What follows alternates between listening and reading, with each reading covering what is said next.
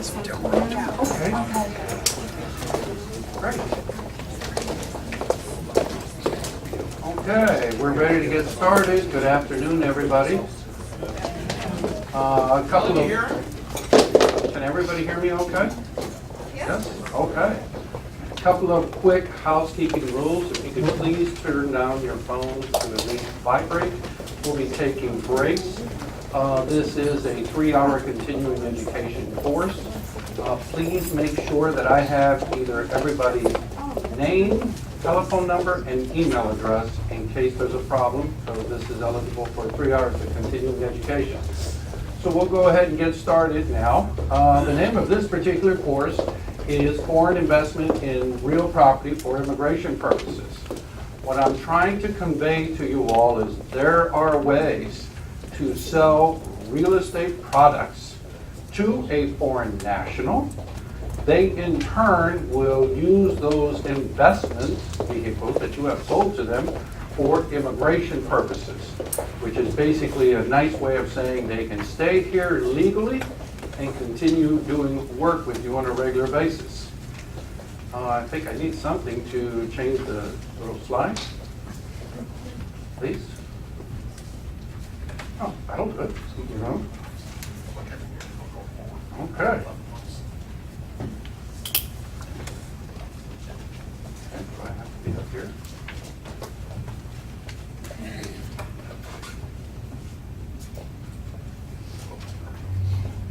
Go to the right side.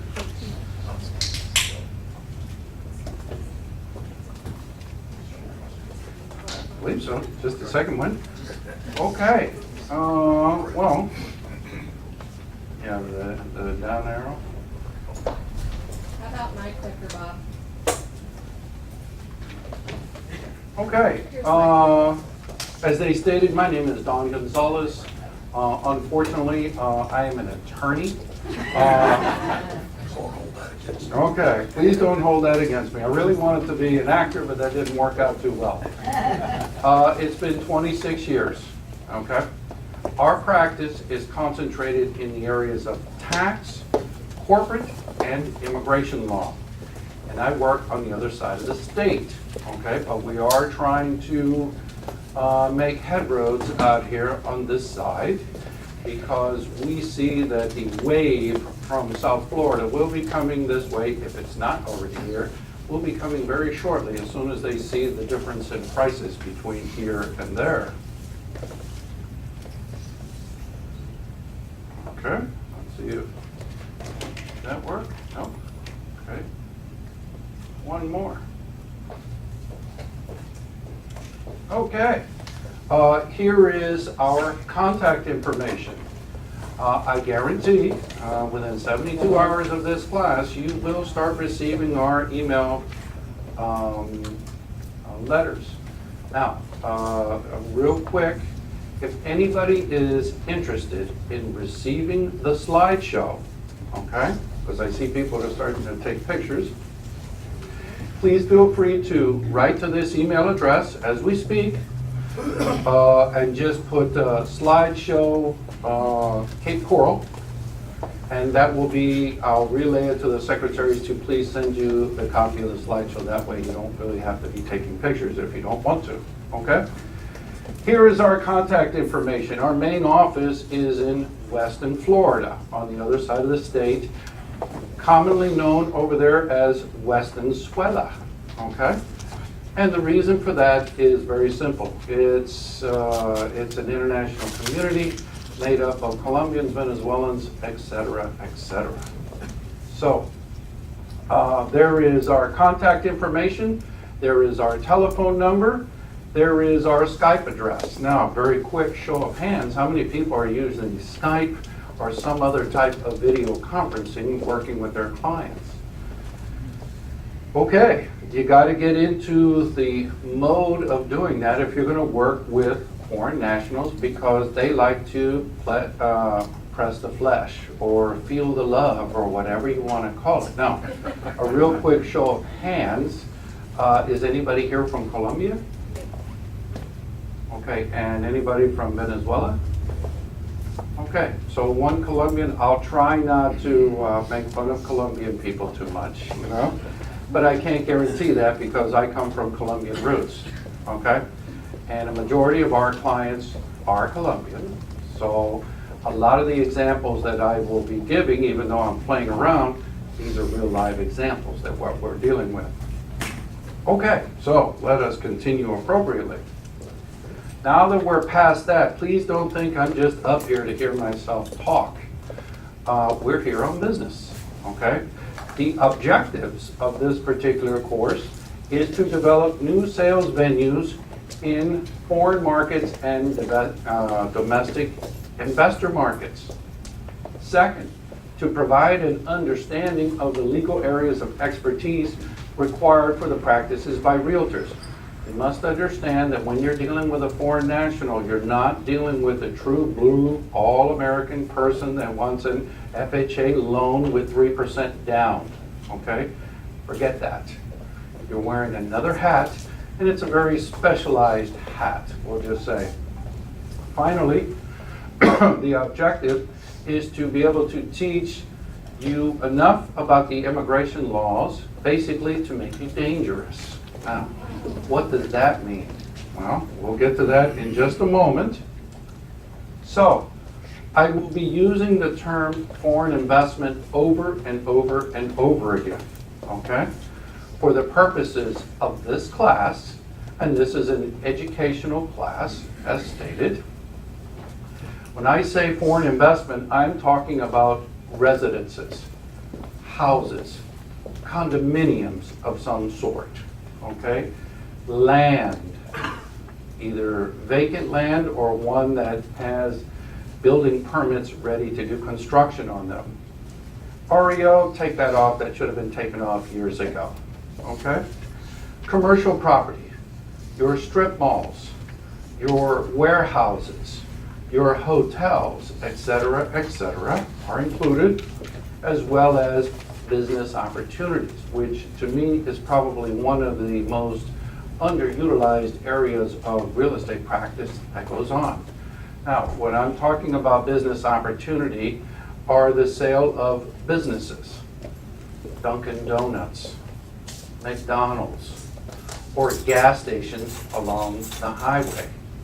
Now, believe it or not, my mother is still alive, okay? She lives in Daytona Beach, Florida. I go to visit her every 6 weeks. Then I always have to make a pit stop somewhere around Cocoa Beach or something of that area.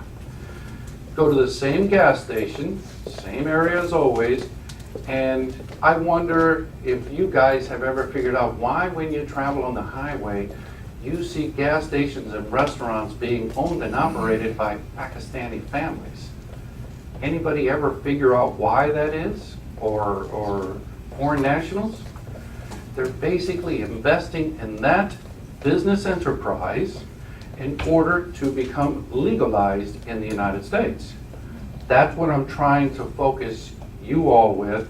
It's not only just the sale of businesses, but if we can organize a U.S. entity, which is a fancy word for a U.S. corporation, that a foreign national will use that corporation to invest in 3 different type of properties here, okay, meaning 3 houses, or 1 house and 1 piece of land and something else, or 1 commercial business, or anything of that nature, that can be used for immigration purposes. And that's what we're trying to get to. Yes, ma'am? Why does it have to be 3? 3, because that's the number that I chose. Why did I, no, I'm just being a smart aleck, according to my daughter, okay? I do this for business purposes, okay? And what we're trying to project is a business for immigration purposes that's involved in the buying, selling, and developing of real estate. So I have experimented with this with clients, and usually I've come to the conclusion that with 3 different transactions, I feel sufficiently comfortable to send this off to the U.S. government and to win the case. Now, we want to win the case because once we win the case, we already know that client's going to be referring all of their family, their friends, everything. As soon as they get out of their country and come over, everybody's going to ask them how they did it. The same goes for you as the real estate professional. If you sold them the properties and everything necessary for immigration, I guarantee they're going to be referring you a lot of business, okay? So that's why I chose 3. But sometimes I can do it with less. For example, in the business opportunity field, 1 business will cut it, okay? 1 business, 1 Dunkin' Donut, 1 gas station, 1 restaurant, 1 laundromat, you name it, 1 hair salon, or what's the other one? Nails, massage parlors, all that. Just 1 will cut it, okay? But I like to see 3 because I work hand in hand with the real estate professional, and usually that puts a smile on their face, you know? Do some more, can you do some more? Yeah, no problem, okay? So, that's where we're at. Now, who are we looking for? Okay, well, quite honestly, who we're looking for, or the target here, is the foreign national. Now, Bob made some very good statements why the international business is good to get into. It's very simple.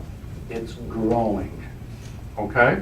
Now, I really can't talk a lot about over here on this side of the state. But if you come visit me in my office, which is outside of Fort Lauderdale, probably 50% of the conversation will be in Spanish, okay? It's just another world over there, and that world is quickly growing and stretching out into almost all areas of Florida, as stated. Other states are also being inundated. California, Texas, Arizona, and New York, okay? So you have a big market. The next reason that I think you should be getting involved with the international community, it's simple. You're a true blue, all-American Don Gonzalez from Granite City, Illinois, we'll just say, wants to buy a property down here. He's going to go out and do an FHA loan, putting 3% down. I've worked with loans. It's difficult. And besides that, your true blue all-American usually has bad credit, you know? He already had a bankruptcy. He's already behind on his credit cards, etc., etc. It's like pulling teeth sometimes, okay? On the other hand, a foreign national, as was stated by Bob, 30% down, and I put 1 more requirement, and they are breathing at the time of the closing, you know? That's about what's necessary. Okay, now I say that kidding around, but we've been in the real estate business for a long time, and back in the good old days, we'll just say 2005 through 2008, before the crash came upon, it was ridiculous the business that we were doing with stated income loans and things like that. And I would see the mortgage brokers just making up figures, but we were closing left and right for a foreign national. 30% down, they still don't have a social security number, so they can't have that credit yet, okay? And they're not going to get that social security number until such time we are able to change them over to a working class visa that allows them to be employed in the U.S. So those are some of the major reasons why I think this is a very good market and should be exploited as much as possible. Okay, is that correct? Okay, now, you get your typical client, he comes to the United States, he needs to bring funds to invest in, okay? Well, how are we going to get those funds into the United States? There are basically only a couple of ways to really do it. One, they can wire the money to their bank account here in the United States, and they use that as an investment. That's the cleanest way. That's the easiest way. But many of you will go back to picking on the Colombian people, we'll just say, which I am part of. Many times they deal in cash, okay? Meaning, seriously, they come into the United States bringing liquid cash into the airport. we must make a clear statement that that is not illegal. As long as they report exactly how much cash or cash equivalents they're bringing into the United States, they will pass with no problems, okay? The maximum amount that I have seen is $300,000, okay, on a regular basis. Those were the good old days, okay? What happens many times is your clients will get cute and they won't want to report that they're carrying 300, they're going to say 100. And as soon as the officials start to see that there's a discrepancy, that money is going to get confiscated, okay? When it gets confiscated, they're going to come into my office crying and all that, and the first thing, well, I'm feel bad for you, but if you want our services, please decorate the table immediately in green, okay? So, you know, we need to tell our clients that, you know, be honest, don't worry about it, and if you're carrying cash or cash equivalents, please report that to the officers you're coming into the airport. A real life example from this week. Clients from Colombia were bringing jewelry into the country, okay, not cash. And it was just certain pieces, and it was easily valued over $10,000, okay? That jewelry was confiscated, and the person carrying that was deported, okay? Now the owners are crying, what can we do? What can we do to get it back, you know? So here is where we have to show the proof of the source of the investment. Where did the money come from, okay? If it came from legitimate means, no problems, okay? We'll take the case. However, if they start to go, well, let me explain to you, you know, and it's like, okay, let me get a drink first and you can explain all you want, you know? So that's it when it comes in bringing cash, okay? The other alternative is financing. Now, I heard you're going to have a financial professional coming up here soon to speak with you about foreign national financing. Ballpark figures, 30% down, okay? Show where the money came from. A couple of letters from an accountant and other things that usually either their accountant or their attorney will prepare for them, okay? And they're going to get the loan. Now, it's relatively simple. Why? Anybody that's willing to put 30% down on a piece of property, I don't think they're really going to have intentions of losing that in the near future, okay? And if they do, the property is the security, and there's already 30% on it. So usually that won't be a problem. Now, when you're dealing with foreign nationals, you got to start seeing which type of foreign nationals you're dealing with. There are special financing terms, and I'm giving generalized numbers because we do this all the time from the other side of the state. For Venezuelans and Argentines, the terms and the rates are a little different than other foreign nationals, and the reason for that is very simple. Venezuela is going through a financial crisis right now. Their money is becoming more and more devalued on a daily basis, okay? Argentina is not that bad, but they are going through financial crisis as well. So those individuals do have options, but what we're dealing with here is just people who are not Venezuelans and Argentines. So on this side of the state, I've been told there's a large German population. Okay? These are the type of rates that they may be able to see, and I advise you to speak with your financial person when they're coming in. But you see basically very reasonable rates, you know, that will adjust at certain periods of time in the loan, 5, 7, or 10 years. Now, when you're dealing with foreign nationals, especially, we'll just say Colombian nationals, you show them those type of interest rates and they're going, ooh la la, okay? The reason for that is, let me just make sure that's not my phone, you know, I'm here. The interest rates that they pay in Colombia for different types of mortgages is extremely higher than what these numbers are shown here, okay? So they see this and they think it's a joke, okay? But it is comparative to their own interest rates in their homeland. Now, all of these programs have certain requirements, okay? In this case, for people who are not Argentine or Venezuelans, 70% loan to value for single family homes, 30% down, okay? For condominiums, 35% down. Finally, monthly payments of interest are calculated over a 30-year note, and usually they will require that these individuals have either 6 months of reserve in the bank, 6 months to cover the mortgage, the interest, the taxes, and the homeowners association, okay? They just want to make sure that the foreign national isn't putting in his life savings into the house, and they're not going to be able to pay the monthly later, okay? So that's basically it for foreign financing. Now, there are still financing available for Venezuelans and Argentines, okay? But you'll notice that the adjustable rate is lower now. Before, where it started at 5 year, 7 year, 10, here it's much lower, it's 3 and 5. The interest rates went up.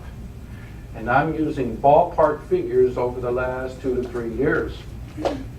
If you'll notice here, the down payments necessary for these individuals, it's now 35% down, okay? 40% for a condominium, and their reserves went up, okay? Meaning that they must have money in the bank for approximately to maintain everything for over a year in reserve, which includes principal, interest, association fees, etc., etc. Okay? Now, all these loans have no repayment penalty, which is real great, but, you know, why would anybody want to do that if they're going through this whole 9 yards of getting a loan? Okay, so the typical client comes into my office. We'll just call him Mr. Gomez. Where are you originally from, my dear?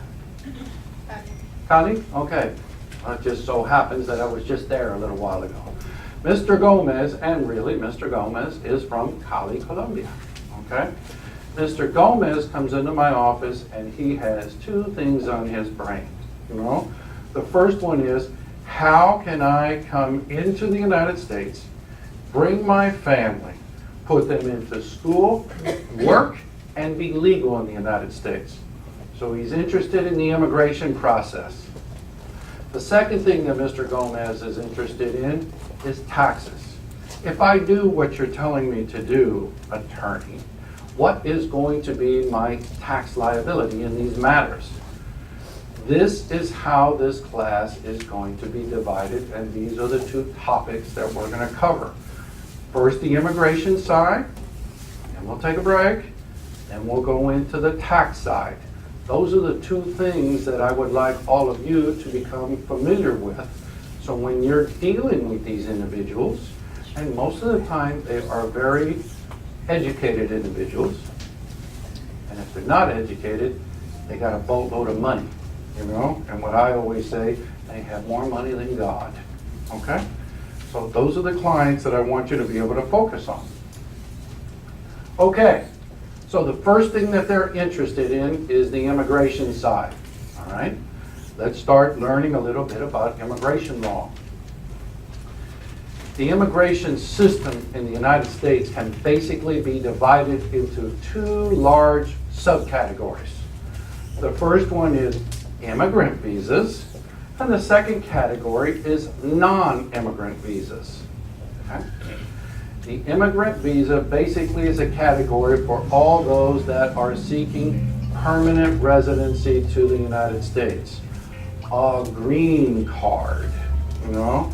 They get to stay here for the rest of their life as long as they don't break the laws. Okay? 5 years, 3 years, depending on how you got your permanent residency, you will be eligible to become a U.S. citizen. Okay? Once a foreign national becomes a U.S. citizen, they have it for life, they can vote, and their vote counts just as much as mine, okay? So that's basically what immigrant visa means, permanent residency, a green card. The other subcategory is non-immigrant visa. As stated on the slide, these are temporary visas to the United States between 2, 5, and multiple years in advance, but they are all temporary in nature. It is not a green card, okay? And supposedly those people are here with no intent to immigrate, okay? I say that kiddingly because everybody that comes through my office, I already know. Eventually they come in for a temporary visa, we flip them. A couple of years later, it's usually the wife of the client that comes in, I'm tired of visas, how do we become a permanent resident? And we will discuss that as we go. Okay, the visa categories that we're going to talk about in this class are strictly the business visas, okay? We are not going to talk about political asylum. We're not going to talk about, family-related immigration. You all know if some foreign national hooks up or gets married with a U.S. citizen, they just found their key to the United States, okay? Those are easy. We're only going to talk about the ones that you're going to be associated with, which is in the business arena, which hopefully will be of assistance to you to find more clients and to do more sales. Now, the first requirement is everybody you're dealing with must have come into the United States legally. And not only have they come into the United States legally, they're still in good status, meaning that they're not illegal. Once somebody is out of status, everything we talk about in this class is no longer applicable. Okay? We can't be investing in real estate for immigration purposes. They can buy a home, but they're not going to be able to use it for immigration. They got to be legal. That's simple. And they had to have come in through the port of entry with valid documentation, such as the Visa Waiver program, or in this next case, the B2 visitor visa. They had to have come in legally. They didn't come through the hole in the wall in Mexico, okay? Unfortunately, those individuals, if they do come in through that source, really there's nothing that can be done for them. Nothing. Even if they marry a U.S. citizen, we still have to send them back to their homeland, and they're going to get crushed when they get over there, okay? So they came in legally. Next, we're going to talk about the EB-5 Investor Immigrant Visa. When you see the words immigrant visa, what does that mean? I just think I explained it about 5 minutes ago. Permanent. Permanent residency. Thank you. I'm starting to feel better. I'm getting a little worried. Permanent residency. This is an investor who's punching in between $500 to $1 million, creating a business that employs 10 U.S. citizens, and they are basically going to buy their residency into the United States. They're buying their green card by making this investment. Okay? E2, this is a temporary visa. This is temporary in nature, 2 to 5 years, and can be renewed indefinitely during the life of the business. These are the individuals that invest in the gas stations and the nail salons and all those business opportunities that you have on your MLS. And these are also the individuals that buy 3 or more properties in an organized fashion can obtain this visa. Now, it's temporary in nature, and it has one major requirement, is they must be coming from a country that has a treaty with the United States. Not all countries have the Treaty of Investment with the United States. Okay? The last visa category that we will talk about there is the L1A. This is an intra-company transferee visa. And this is a visa to be used by or for, or on behalf of self-employed individuals. If after our interview of Mr. Gomez, what do you do down in Cali, Colombia? Well, I own a shoe factory. Oh, that's cool. You know, how many employees do you have down there, Mr. Gomez? Oh, I have 10 to 15. Excellent. We can help them open a subsidiary business in the United States. The subsidiary business does not have to be involved in the same line of business as the original business back home. And we will be able to obtain for them what's called an intra-company transferee visa, where you're an executive down in Colombia. We're transferring you to your own subsidiary of that company here in the United States, and that company basically invests in real estate. But word to the wise, in this particular category, we must have at least 5 employees. Do not get it confused up here with the mandatory number of 10. 5 employees down at the bottom. So how do we use it? The last time we used it was for a client from Maracaibo, Venezuela. Nobody's from Venezuela, right? Okay. He owned a restaurant, a successful restaurant in Maracaibo. Working with one of our real estate friends or students, whatever you want to call yourselves, you know, they brought it to our client, or brought it to our office. We worked with him, the real estate professional. We helped him find a real estate restaurant for him to invest in. And it already had employees, and we obtained this particular visa for this client. Now they are going to be converting themselves over to permanent residencies very soon. But since that time, that it's been less than 3 years, he's already brought his mom and dad into the office. He's brought his brother. Once you win in this particular field, your name suddenly becomes very popular. Okay? So that's why I want you guys to get involved in this area. Any questions real quick? Okay. Either I'm doing a good job or nobody cares. You know? So, first one is the Visa Waiver Program. The United States has certain relationships with certain countries that individuals from these countries do not need a passport to come, or do not need a visa to come to the United States. All they have to do is show the passport from that country and they come in. Now, these individuals have a digital stamp inside of that passport that shows their eligibility for this. And when they come through the port of entry, they automatically get 90 days. Okay? So, for example, somebody from France. France has the Visa Waiver Program with the United States. A French national can come to the airport, show his French passport, he gets 90 days automatically. Wonderful. Germany also has it. I should be using the examples from here. Okay. The German national comes into the United States. They do not have a passport, but just because he's got the German passport, 90 days, he comes in. Excellent.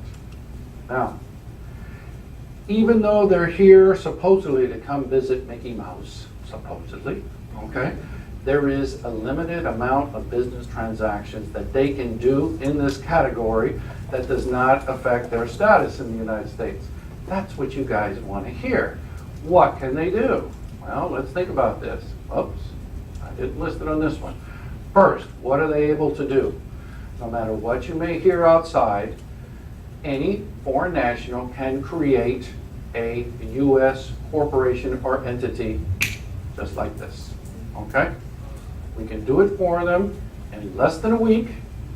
We can get them a tax ID number for the U.S. entity. At that point, they can go to the bank and open up a corporate bank account. Easy. Okay? And that transaction will usually take somewhere around 2 weeks. Okay? Very inexpensive. They're in business. Now, what can they do? What would be interest to you, the real estate professional? They can buy and sell real estate, no problema, okay? They can obtain financing while here during their 90 days, or at least they can fill out all the applications, okay? They can not only do that, but they can start their business, get the financing, and open up the bank accounts. That's what is of interest to you guys. Okay? Now, what they cannot do, okay? The first thing, they come in for 90 days, they cannot get an extension of those 90 days inside of the United States. They must exit. Okay, so that's where we usually start telling our clients, look buddy, you look paler than me, okay? I want you to step out, go to the Bahamas for 2 to 3 weeks and come back, okay? Once they come back, they'll get an additional 90-day period, okay? We will not have problems as long as we don't make it look like we're trying to immigrate. But they cannot exchange or they cannot extend their status in the United States, and they cannot change their status to one of the working class visa categories that we're going to talk about in a minute in the United States. So if you have a client from this country, they came in with a visa waiver program, you want to sell them the Italian restaurant across the street, okay?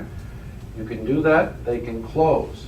But for them to get immigration benefits, they must return back to Italy or Germany or wherever they're from, present themselves at the U.S. Embassy in their homeland, and they will do the application through there in order to obtain a working class visa.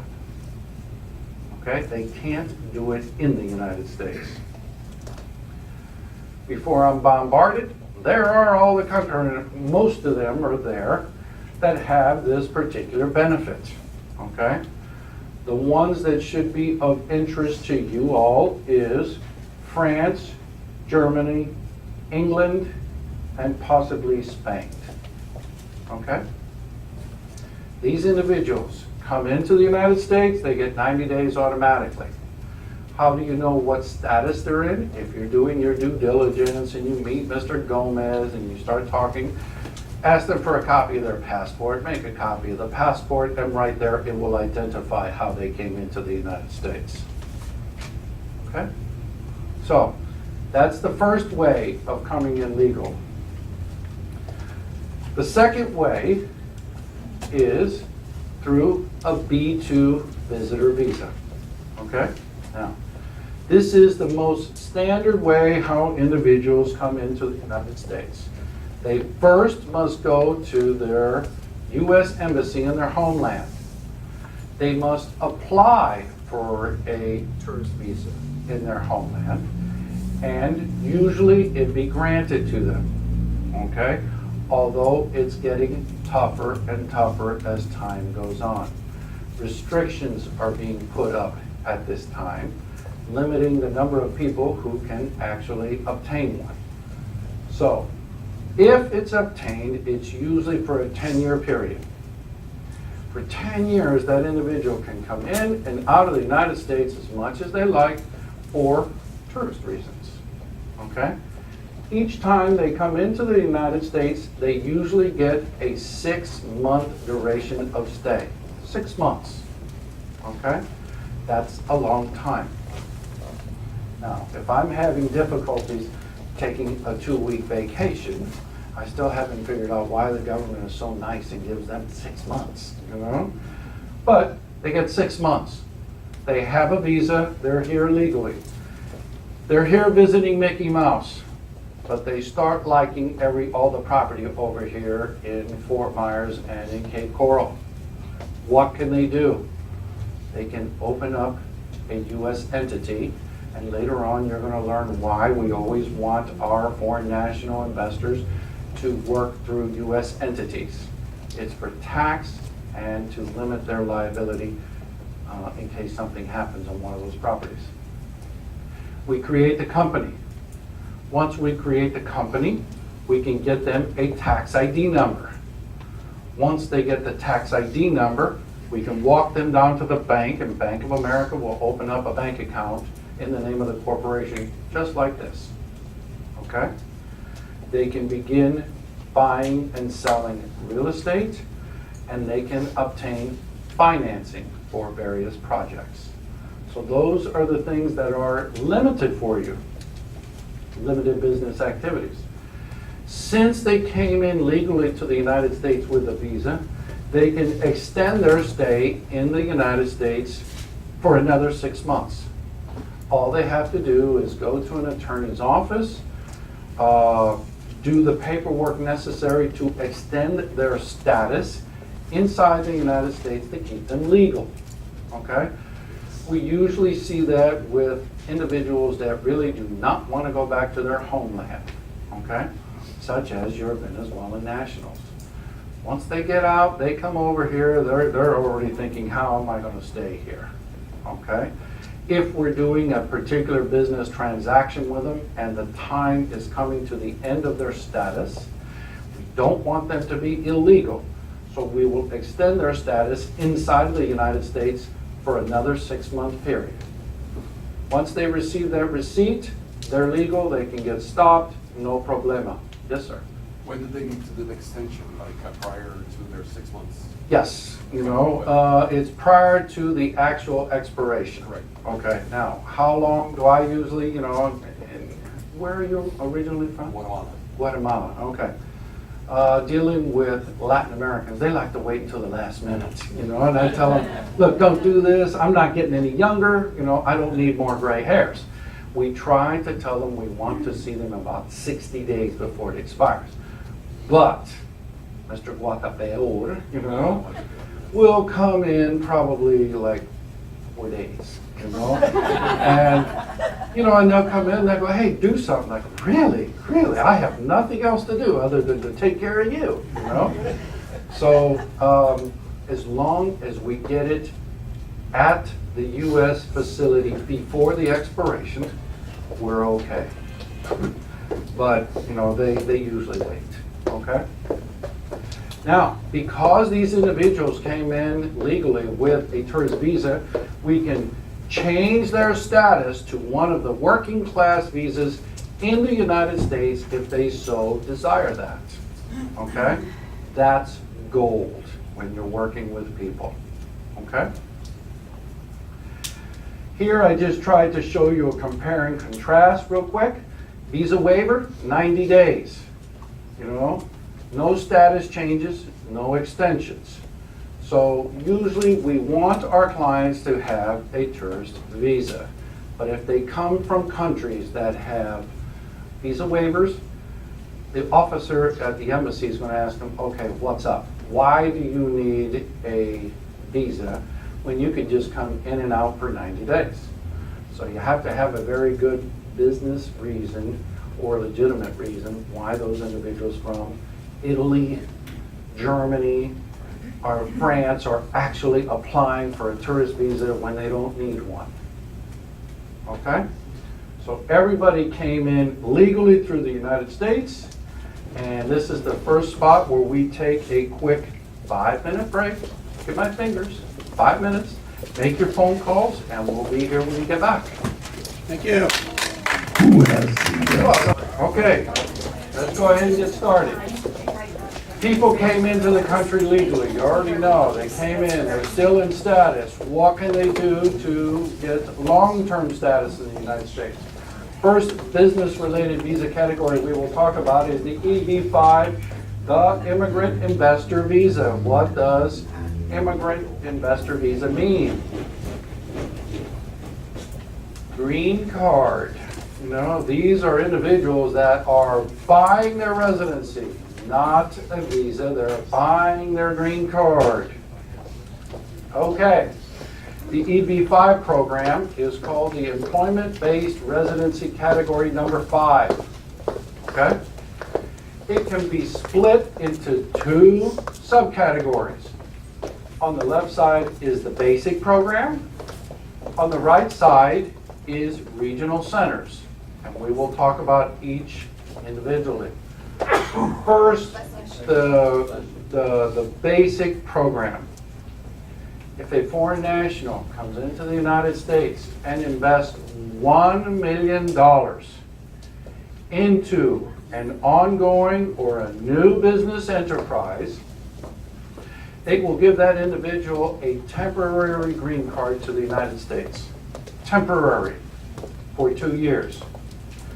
During those 2 years, he has to develop the business, and after the 2-year process is over, in order to become a permanent resident of the United States, he must, in his business, employ 10 full-time U.S. workers. W-2 income. Okay? The employees cannot be his wife and children and everything else before everybody starts getting cute. You know? 10 U.S. employees by the end of the 10-year or by the end of the 2-year term. That is shown with payroll records, tax returns, etc., etc. Okay? The 10 jobs must come directly from the business enterprise that they invested into. Okay? Finally, this category is subject to a quota. A quota is just a fancy word meaning that it's not unlimited. There are 7,000 residencies available per year throughout the country based on the $1 million investment. That investment can be made anywhere in the United States. Okay? So $1 million, 10 jobs, 2 years, you're in like Flint. Just think about what the government's trying to do. They're trying to get a wealthy individual to come in here, invest, create jobs for 10 U.S. workers to get them off of the unemployment lines. Put them back to work, make them pay their taxes, and that's how the economy goes on. Okay? This can be anywhere.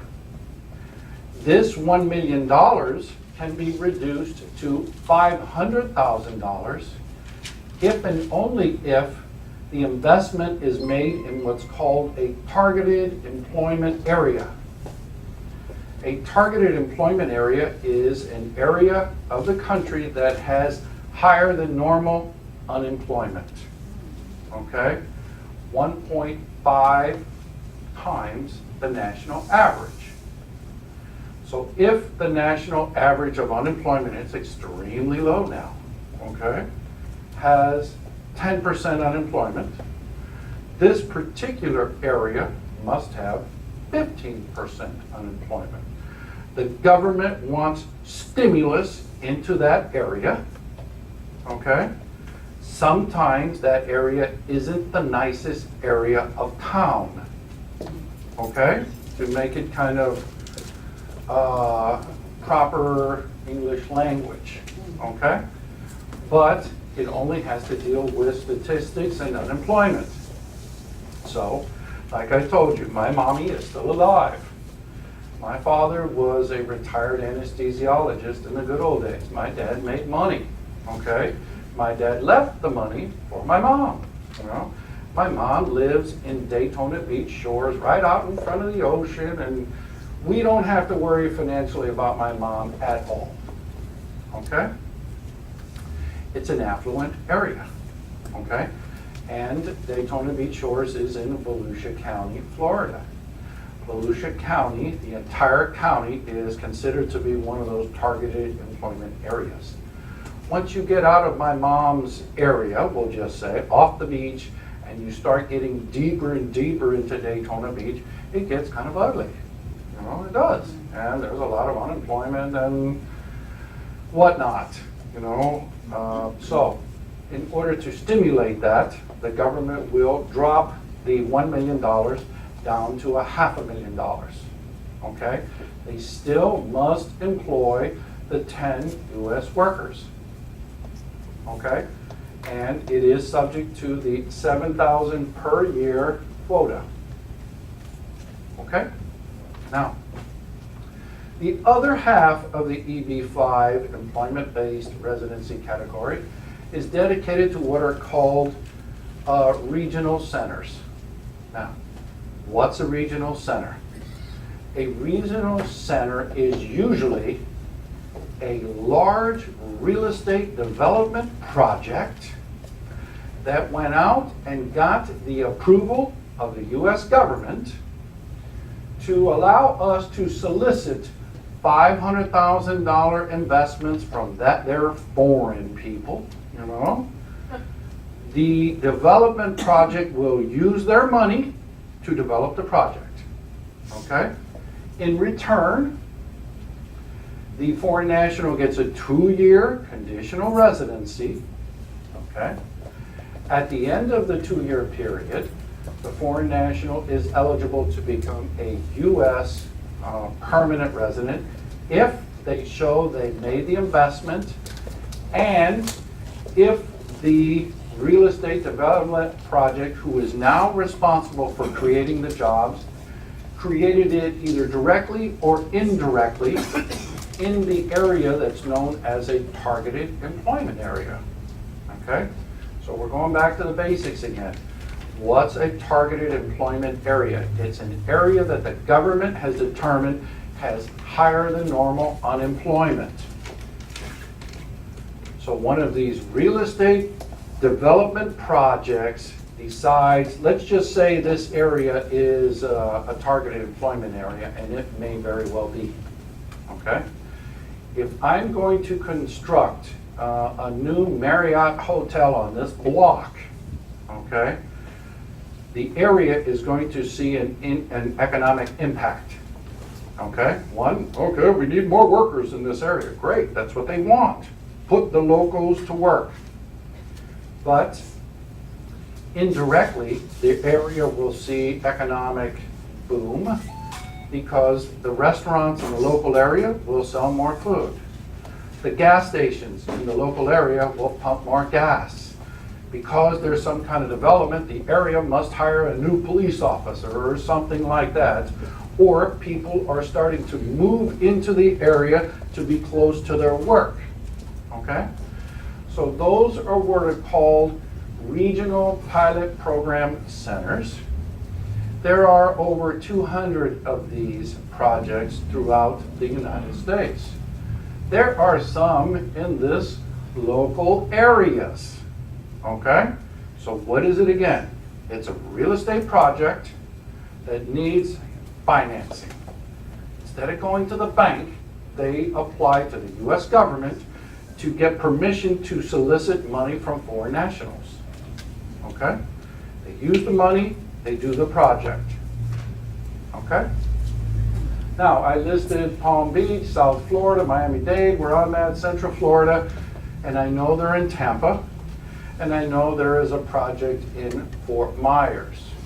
Now, how do I know why? Because they call my office and they're trying to solicit us that if we have clients, please refer it to their projects, bit about, you know, and they can use the money. Okay? So it is your job to find all the various projects, see how good they are, and see if this is good business for you to be involved in. Many of these are real estate oriented, okay? Meaning that the investor can actually come in, buy something from this real estate project, and the real estate professional will be eligible for their commissions. Some of these projects gives finder's fees that they're really not supposed to do, okay, but they do. So it's up to you as professionals to see if everything is kosher and if that's something you want to get involved with. Okay, now, people usually are interested in these regional centers because you can buy your green card.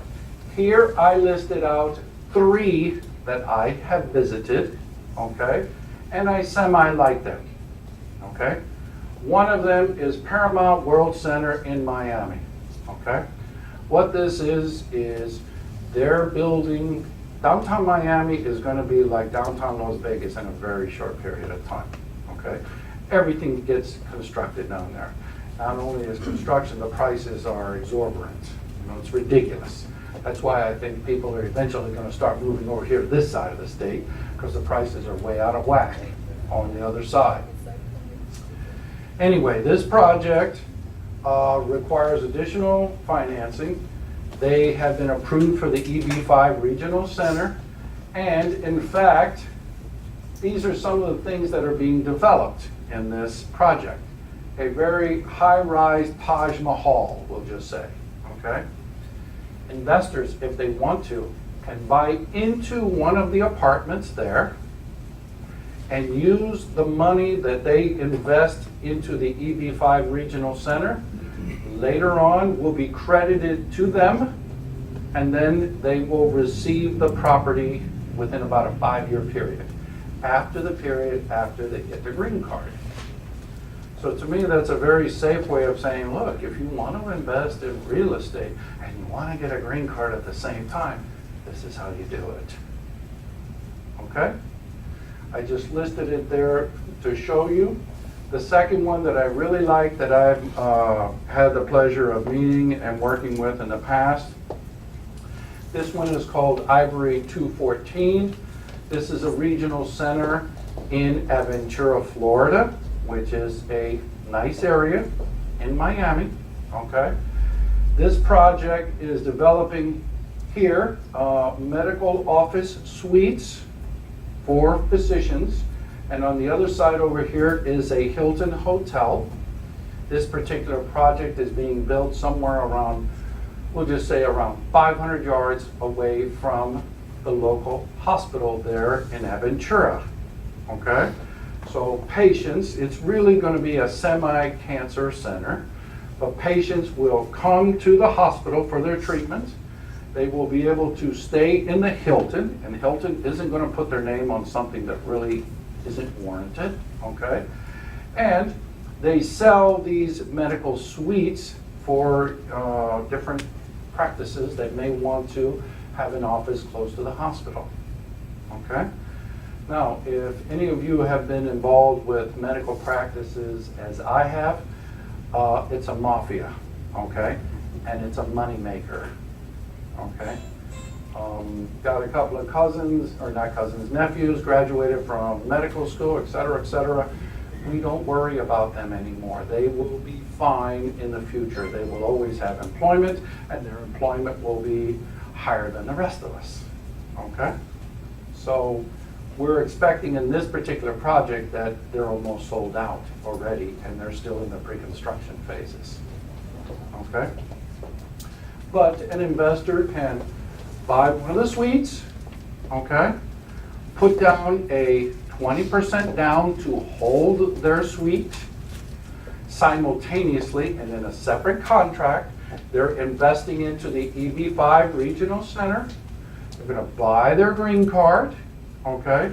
The development is going to be created, and 5 years later, instead of paying him back his $500,000, they will credit him the $500,000 toward the purchase of the unit. Okay, so that investor will be receiving a tangible, tangible meaning you can touch it, return on their money. If they invested correctly and we bought this at pre-construction afterward, those prices are going to go through the roof, or they should, okay? So this is how real estate development projects can be created using EB5 money. The last one is just a fancy condominium association near my office, Metropica. They stop in all the time complaining we don't send them clients, but there's a reason for that, But I'll be nice to them and I'll put up their project, okay? Okay, the EB5 Investor Immigrant Program is subject to a visa, or subject to a quota. 10,000 per year over the entire country. The quota has never been filled yet, okay? 3,000 is for the regional centers. 7,000 is for the basic program. Okay, it's never been filled. There's no waiting period. Usually an investor can invest in one of these projects and obtain their temporary residency probably within about 1.5 years. then they will have their permanent residency somewhere around year 3. And then, you know, it's up to them to see how they're going to get a return on their money. The law is going to supposedly expire September 30th of this year. Okay? They are talking about raising it higher than just the $500,000 for the regional centers. Okay? But I don't think it's going to happen. Donald Trump has used this same program in some of the casinos that he built in New Jersey. Okay? So he knows what they're worth and how to use them. But always check the status, or at least associate with an attorney that can tell you what's going on. Okay, now, what are the basic requirements? First, you must be able to show the proof of the source of the investment. Where did the money come from? And it must come from lawful sources. What's that mean? No narcos, no terrorist money, nothing, no money laundering allowed. Okay? Everything else is A-okay. All right? The investment must be shown that it'll make an impact. It must show that we're going to create the jobs. The investment has or will create the 10 minimum employment. This is the category that has a mandatory number of employees. Okay? The investment must be at risk, meaning the money just can't be sitting in a Merrill Lynch account, even though that's pretty risky, you know? It must be actually invested in the project, and there must be the potential of loss if this project doesn't get done. Okay? Now, a lot of people are looking at me, why would anybody want to do that? Well, it's simple. You can go out and invest in a restaurant across the street. There is no guarantee that restaurant's going to hit it. Wishful thinking, but there's no guarantee. There's only 2 things that I can guarantee. 1, you will die, and 2, you will pay taxes when you die. Okay? Can't help you on number 1. I can help you for the right price on number 2. Okay? But that's the reality. Okay? So this is the same thing. There's no guarantee. But, you know, if you have a good project that has 90% funding already from the bank and only is relying on 10% from EB-5 money, that's a good project. Okay? The investment amount is either $1 million anywhere or $500,000 in a targeted employment area. There are no other requirements such as age, nationality, work experience, or entrepreneur achievements. So what I'd like to say at that point, if you have the money, welcome to America. You know? Yes, sir. So if the business fails, does he still get his green card? He will get it initially, then he has to show that by the end of the 2 years is up, did he create the jobs or not? If he's failed, he's screwed. You know, is he going to get his money back? Well, he'll be on a liquidation sale with all the other creditors. Okay? Okay, now, when we're talking about doing a case for an investor, that is either, we'll just say mom or dad in this picture, okay? But when you make the investment and you're going for your green cards and everything, it includes your spouse, okay? Your lawfully wedded spouse. I need to make that clear, okay? And I say that because in South America, where we work quite a bit, I can't even, you know, it's called concubine laws or something like that. But basically, a common law wife, if you hold yourself out to be married, if I say I'm married to you and I'm from Venezuela for 2 years, you get benefits after those 2 years, okay? That don't count. It's got to be the lawfully wedded spouse, which is the one that went through and had the wedding or marriage registered in the court system or in the legal system of their country. Okay, no common law wives, or spouses, I should say. Children under the age of 21 accompany their parents, and they must not be married. Okay? Everybody gets the dependent status for 2 years. After the 2 years, we all flip to permanent residency. So there I put a little picture of a family of 4. That would be $1.25 per person to get a green card. Over there where I'm at, if I were able to advertise that, the lines would look like this right here in this classroom, you know? Because that's how much demand there is for people to get their green cards into the United States. If they could just buy it for $125,000, they would do it here, take it, okay? So it's a relatively good deal, even though they are making, in actuality, they're making a little bit more than a $500,000 investment. It's closer to $575,000, okay? Now, what are the eligibility of vesting? You can create a new business, purchase an existing business, or expand a business that's going down the tubes real quick. So here, what I did is I showed a picture of Popeye's food chain. You can change that for McDonald's. I don't think we have any more. Nope. In order to get the EB-5, you must be investing at least $1 million, okay?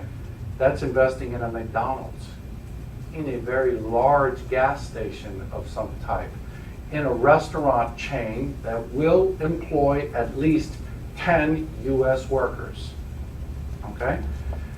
That's a serious investment.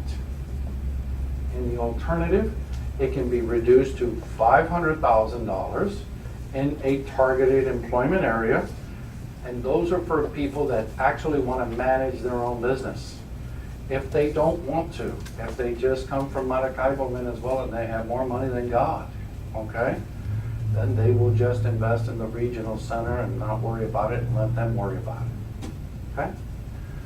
That's how people can invest in real estate or in businesses to buy their green cards. Any questions on that?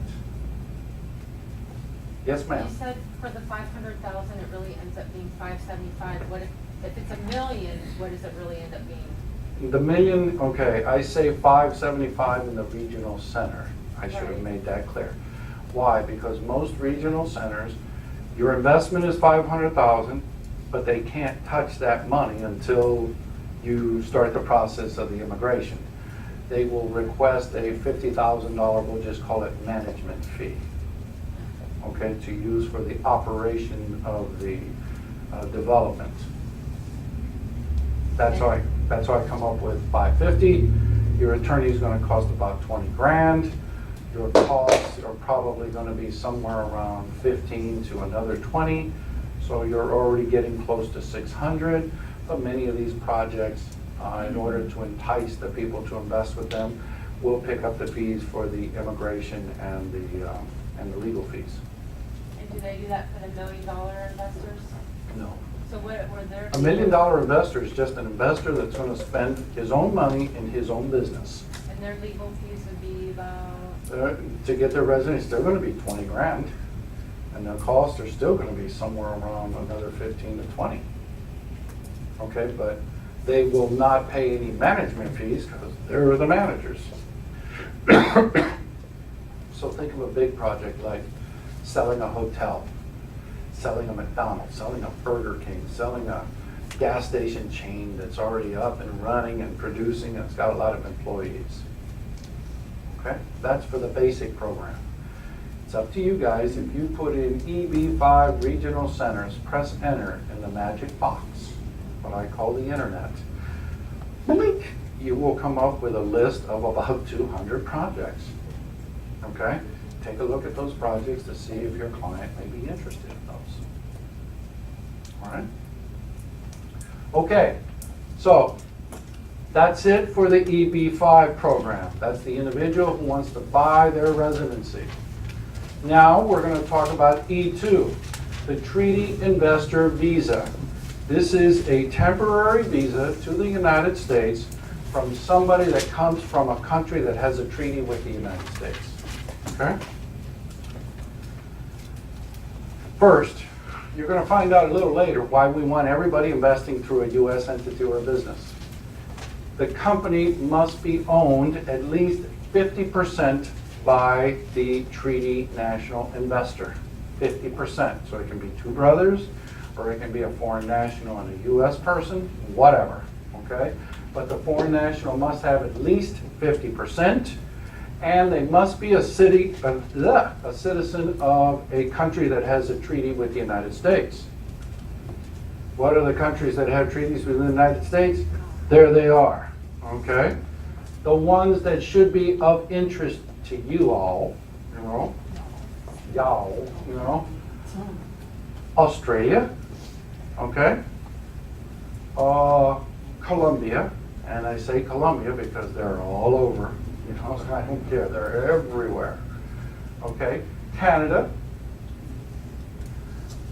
England, France, Germany, all those from your European allied countries, we'll just say. And that's about it. Now, the three countries that I'll tell you right off the top that are not on there, one is Venezuela. They are not a treaty country. Two, sorry to tell you, Peru ain't up there. If you're looking, if you're like, going like this, trying to look, it ain't up there. Okay? Don't ask me why, but it ain't there. Okay? And the third one is Brazil. Okay? Those countries do not have a treaty. Those nationals that come from those countries are not eligible for this unless they are dual national citizens. Somebody was asking me that before. If you were a Peruvian national and at the same time you have a Colombian citizenship through your parents or something like that, then through the Colombia passport, they would be eligible for this visa. So it's important that you always ask your clients, where are they from? Do they have any other passports? Are they citizens from any other countries? Okay? Now, citizens of certain countries enter the United States with intentions of investing in a new business or that. This is the visa category that I am talking about investing in real estate. Here is the individuals that can form the company and you can sell them 3 or more properties. This is the visa category. So what we did here is we tried to list the first 3 real estate investors in the state of Florida.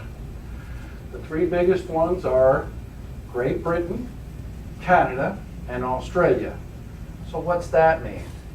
You got a Canadian client, He wants to live here a little bit more than his 6-month period. We can form a company, have him invest no less than 3, or at least take a look at what he's doing, okay? And you can get him the E2 Treaty Investor Visa, okay? The rest of them I put up there, Colombia, Argentina.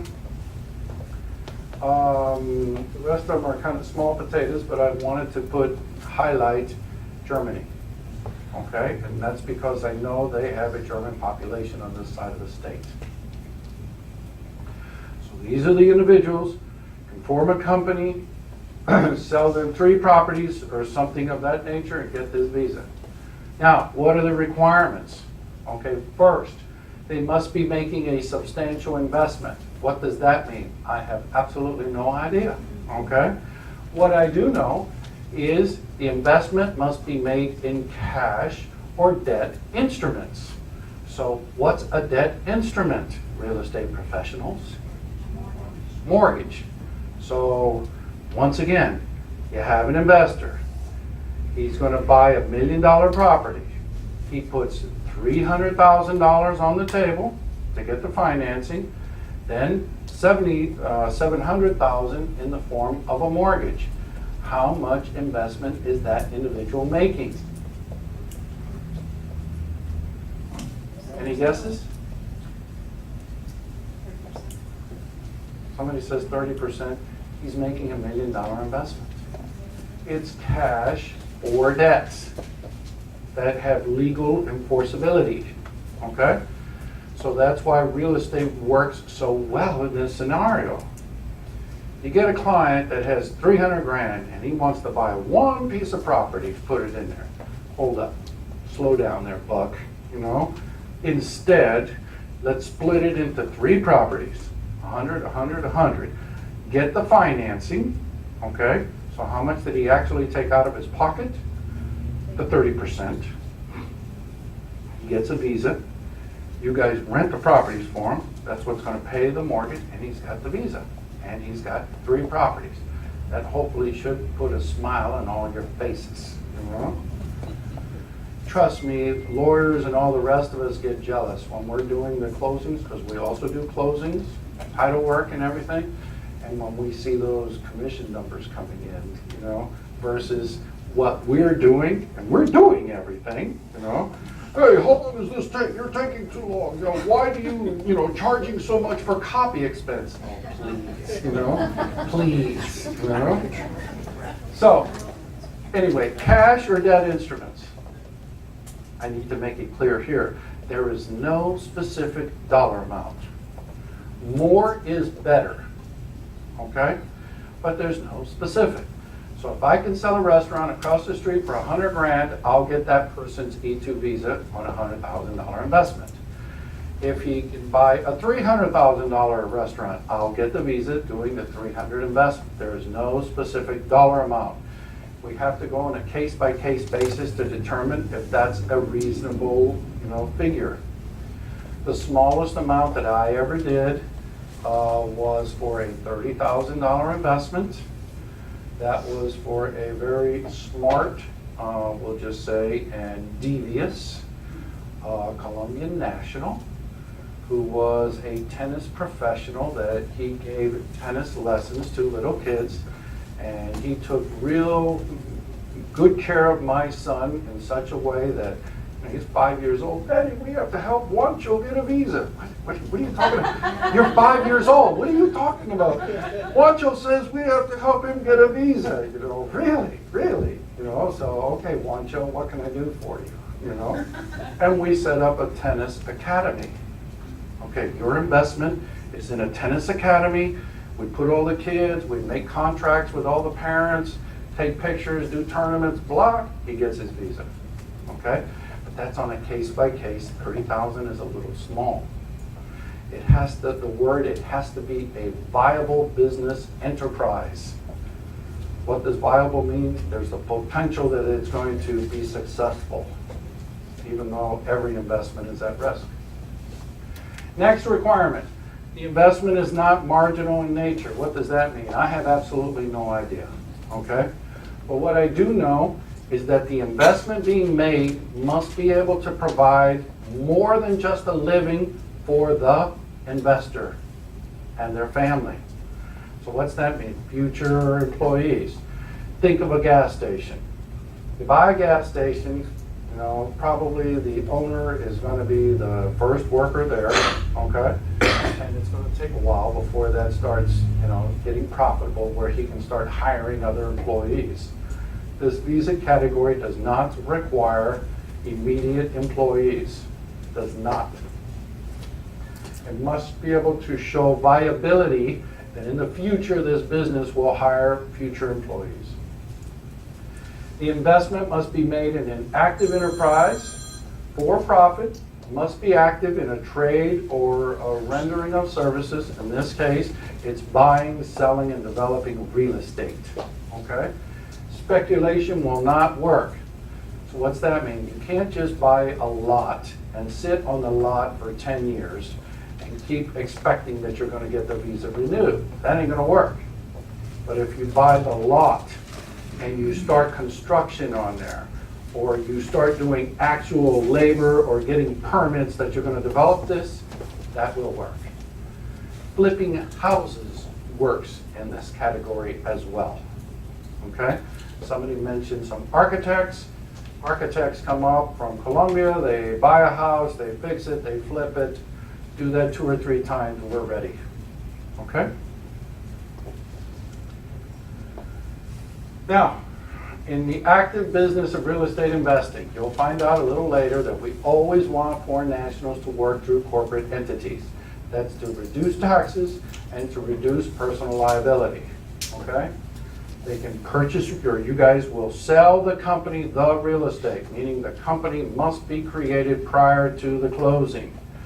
if you're in such dire straits and you have to close now, at least have the decency in the contracts to put Don Gonzalez and/or corporate assigns in the contract, and that will give us time to get the company up and running before the closing. Okay? You can invest in land, residence, apartments, commercial, everything we talked about before, and that's it. Now, supposedly, these individuals have an intent to leave the United States, and this is only temporary in nature. Haven't seen that yet, honestly. It includes their legally wedded spouse or husband, spouse or whatever. The spouse of the investor will get an independent work authorization, meaning they can work anywhere else that they want. They are not just restricted to working with the investment. So if you have Mr. and Dr. Gomez, we would put and they're from Colombia, we would put the investment in Mr. Gomez's name so that Dr. Gomez would be able to get independent work authorization and go work over here at Cape Coral Regional Healthcare or whatever. Okay? So those are different strategies that we use. Children under the age of 21 and not married accompany their parents. They are able to study in the United States, meaning that they can go to public institutions until such time that they get to college. When they get to college, they're going to fill out the application. It's going to ask them for their green card number. They're not going to have it, so they're going to pay as a foreign student. And that's 3 times the value that I paid for my kids. Okay, any questions on the E2 Treaty Investor Visa? Yes, ma'am. When you say business, Mhm. it always has to have real property No. included? No, No, okay. business opportunities, a gas station. You're not buying the property. I mean, that would be nice, but that would be very high. What you're doing is you're buying the business opportunity to run the gas station. You don't own the pumps, you're renting the pumps. Okay? You buy a restaurant. You're not buying the building, you're buying the business opportunity inside of there. You're going to pay rent, you're going to have a lease, et cetera, et cetera. But there are those that come from abroad and they like owning real estate. They like to own property that they are receiving the rental income from. Okay? So what we do is we form a company, get them to buy 3 or more rental properties of some kind, and we'll get them this visa. Okay? Any other questions? Okay. The last visa category we will talk about is the L1A. This is the intra-company transferee visa. This is a transfer of Mr. Gomez from one company that he owns in Colombia to his subsidiary in the United States. There is no treaty requirement, so this is how we're going to help our Peruvian clients, our Brazilian clients, and our Venezuelan. They are an executive, which is a fancy word that they're supervising the work of others. The E2, on the other hand, does not require employees immediately, so which one is more prudent to stick the clients into, would be the E2. Okay, they must be coming to a branch, subsidiary, or affiliated company. A subsidiary is just a fancy word where one company owns another company. Okay? So Mr. Gomez, what do you do down in Colombia? I own my company. What's the name of it? Company X. Okay? We will create company Y for him here, and we will put company Y stocks in the name of company X. That has created the subsidiary relationship. Sometimes they might not want that subsidiary relationship because he's in business with his brothers back in Colombia. And I don't want my brothers to have any part of this, and my brothers are not putting money into this. Okay, then we become an affiliate, which means we must have the same shareholders from Colombia over here in the U.S. company, or at least the majority owner. So if Mr. Gomez owns 50% down there, he can own either 50% here or 100%, and that way he doesn't have to involve his family here. Okay? The subsidiary need not be in the same business. So we can be a gas station down there, we can be a restaurant here. We can be a gas station down there, or we can be a real estate development company here. Okay? The non-US company must remain active during the business, meaning that Mr. Gomez, you're not going to get cute on me. Once we get the business, or once we get the visa, he's going to want to sell the company back home. Can't happen. Can't happen. It's got to keep going during the term of the visa. It also includes the spouse and the unmarried children. Okay, the last little section, then we'll take a break. Everybody comes in with a temporary visa. They get tired of it real fast, okay? So how do they become a green card holder having a temporary visa? In order to do that, we have to do another case, and this is called an employment-based residency case. There are 5 categories of employment-based residencies, meaning that if we fall into one of these categories, we're going to get a green card for falling into one of these categories. The first one is EB1, employment-based first category. These are priority workers. For your notes there, I want you to put those are the L1A people and the E2 treaty investor people that own their own company back home. Okay? If we work it out correctly, we'll get them their green card, or what I always say, Mr. Gomez, let me just make it real simple. Just do as you're told, follow the instructions, and I'll get you a green card within about 3 years. Don't get cute on me, don't do nothing stupid, and don't try to grow a brain or try to, what I say, play it Colombian style, because those things don't work here. And I'm sorry if I'm saying Colombian, but I put myself into the same category, so it's okay. Nobody can say nothing bad to me. EB2 section. This is for aliens of exceptional abilities and advanced degree professionals, okay? If you got a master's degree or more and you're working for a company, in order to get a green card, we will have to put you in the employment-based category number 2. This category and number 3 are for skilled professionals. Those require what's called a labor certification. The government wants to know that there are no better employees to work for this company other than that individual. So in order to prove that, you must advertise in the local papers, advertise in the national websites and things like that, receive resumes from American workers, and give legitimate legal reasons why we don't want to hire them, but we only want to hire the foreign national. Okay? If we win the case, green card is on the way. EB4 is for religious workers. Okay? That would be pastors from Christian churches that came up here to become a pastor up here and something here. What is the employment-based residency category number 5? Anybody? We talked about it. I'm sorry? It's the $1 million or the $1 million, the $500,000 investment. Those are the ones that fall in there. Okay, I was just doing that to see if anybody's listening anymore, because I do see some of you dozing off, I apologize to all of my former professors for doing the same in their class. Okay, that's it for the immigration section. Any questions? Okay, we're doing very good.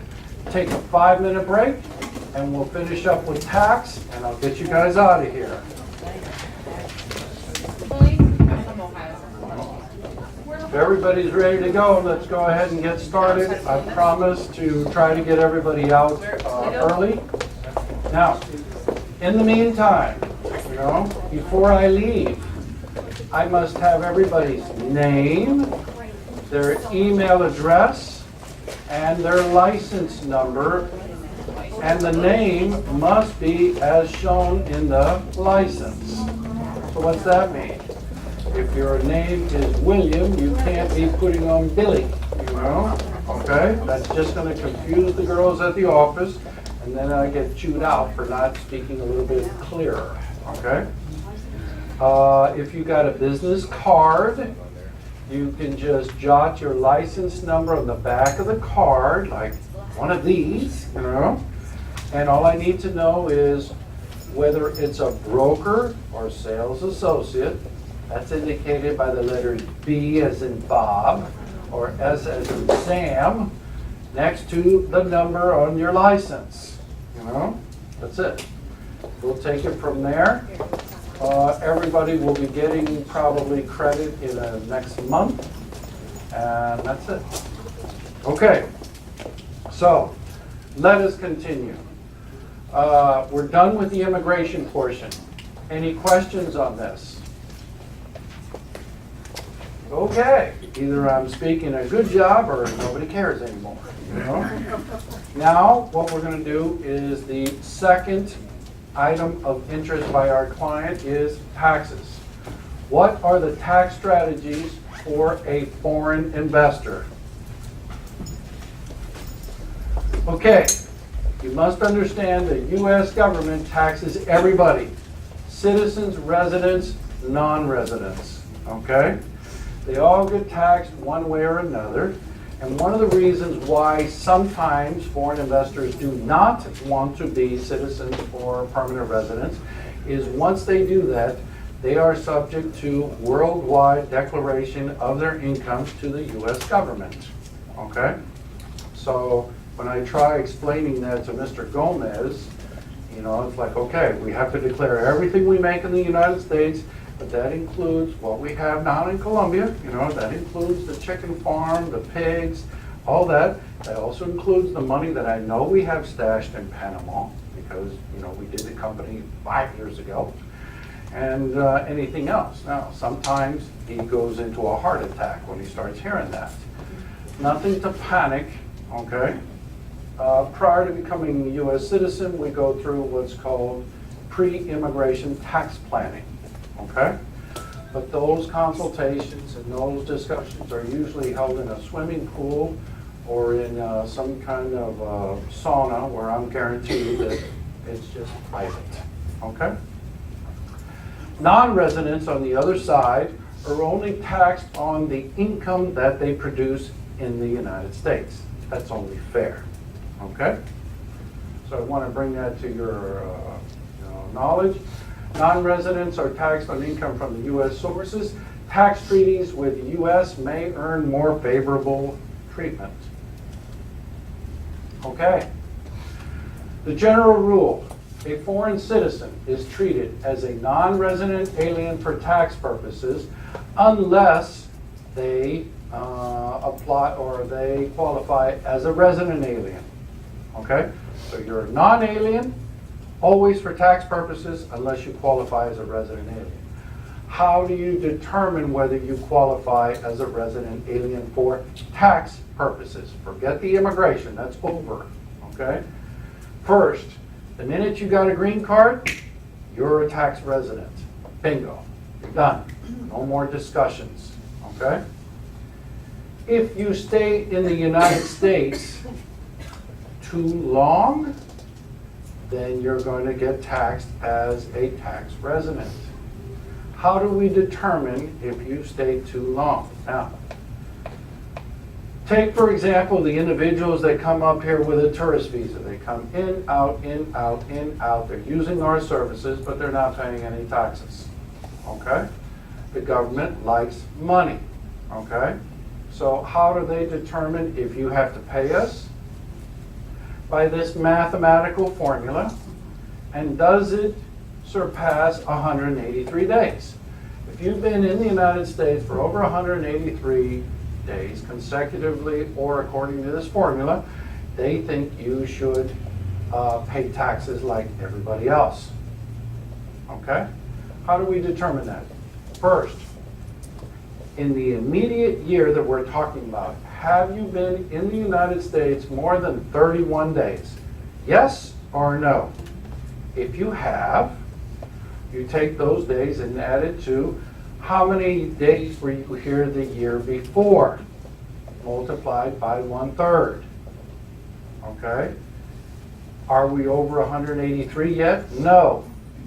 Go to the year before then, so you're going back 2 years, current year and back 2. Okay? Take the number of days you were here 2 years ago, multiplied by 1/6, and if all that comes out to be more than 183 days, the government feels like you are required to declare your worldwide income to the U.S. government. Okay? So, everybody understand that? Sure you did, you know? Let's take a look, you know? J, a Colombian executive, was in the United States for 130 days in 2017, just assume that means 2018, 120 days during 2016, and 120 days in 2015, you know? She does not have a green card. Is she a tax resident? Yes, no, why, and how many days has she been in the United States? More than 100. That's too general, you know? Be a little bit more specific. It's either yes or no. I'll help you, you know? One of the two. So I would say, why don't you go through the form that we just talked about? Starting here, in the immediate year, has she been in the United States more than 31 days? Yes or no? Yes. So take all the 130, move it over. Is that greater than or less than 183 days? Less. Let's go to the year before. How many days was she here? 120. How many of those days count? 40. Okay? So 40 plus 170, is she made over 183 days yet? No. Yes or no? No. Go to the year before then. How many days was she here? 120. Okay. How many days count? 20. I'm sorry? 20. 20. So 20 and 40 and 130. What's that equal? 190. 190. That was the number I was looking for. Notice how everything's rolled around, you know? Is that greater than or equal to 183 days? Greater than. That means in this particular year, 2017, they are declared to be a tax resident. The mathematical number really is don't stay in the country more than 4 months in one particular year. Mathematically, it will not happen, but that's 1/3 of the year. That's a lot. Now, what kind of a tax do they charge on? Depends on what you make it, you know? Okay? Depends on what you got. Okay? Now, people always blow a lid on this. I have yet to ever see this be enforced. Okay? Never seen it enforced in 26 years. Okay, let us proceed. Now, Mr. Gomez is not declared to be a tax resident. So he is a non-resident alien for tax purposes. A non-resident alien is usually taxed on the income earned from U.S. sources with certain exceptions.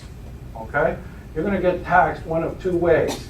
Either the income is not effectively connected with a business, and if it's not, you get popped at a flat 30%. Or your income is effectively connected with a trade or business, and there you get hit at the net profit amounts or net income, starting at 0 and going up with profitability. Which one of those two is better for Mr. Gomez? Connected or not connected? Connected.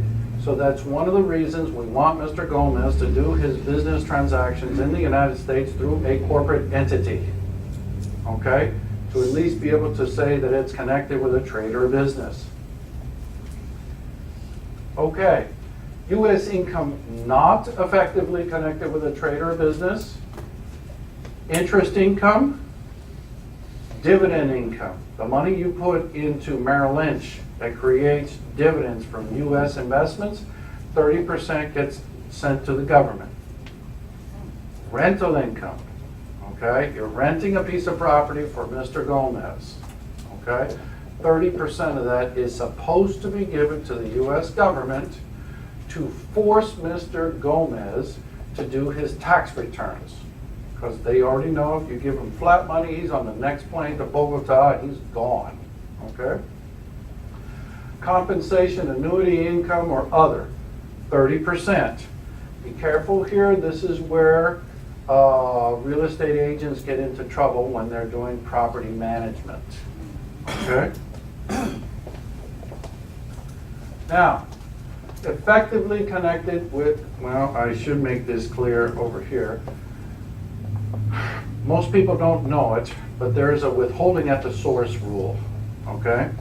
Whoever has the ability to control the money, such as a rental agent receiving the rental income on behalf of the property, is required, they have it at the source, to give 30% per month per rental payment to the US government to force Mr. Gomez to do his tax returns.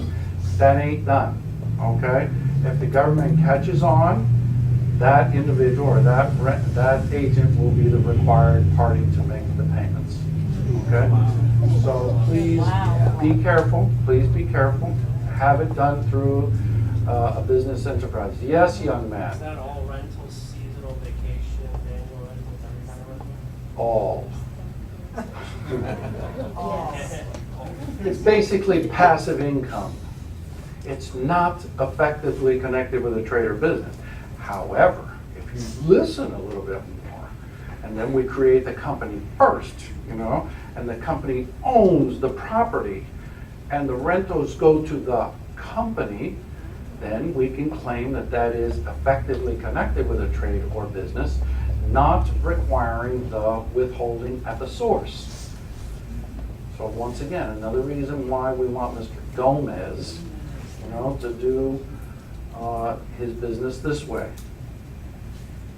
Okay, now, it's either effectively connected or it's not. Not, we already know, flat 30. Effectively connected, business income. A non-resident alien that is engaged in a trade or business in the United States is taxed at the regular graduated rates. Okay, that means 0 up based on profits. A non-resident alien will be a United States trade or business if he or she conducts relatively continuous business from a fixed location. What's that mean? Real estate agents. Sounds like a rental property. Sounds like a lease. If we have Mr. Gomez that has a company, okay, in order to make it look like we're in the business here, he should rent office space. See how I'm trying to create work for you? Okay. Now, the tax issue specifically for real estate. Why real estate? Because y'all real estate professionals, you know? Rule, tax is withheld at the source, okay? If not, the alien must file a 1040 NR, which is a 1040 for non-resident aliens. Rent that we're talking about is withheld at 30%. Withheld at the source. What's the source? Who's ever getting the money, okay? No deductions unless it is associated with a trade or business, okay? So it's just flat rent, not smart, okay? The next tax you have to think about is gain on sale. Mr. Gomez buys a place for 800 grand, okay? 1 year later, he sells it for $1 million. How much is his gain? 200 grand, okay? What's the capital gains rate on that 200 grand? 15%, because it's a capital asset, you know? So he owes 30 grand. Now, we say that this is subject to FERPTA because this is a specific tax liability for them. Now, we're going to go through a little bit of FERPTA Gain on sale. Gross sales proceeds minus the adjusted basis. Does everybody know what the adjusted basis in a house is? Yes? Okay, the price that they paid for it plus additions, okay? Minus the costs related to the closings, okay? Equals net gain. So far, so good? All right. So, capital gains on real estate. You have ordinary income unless you sold it after or less than 1 year.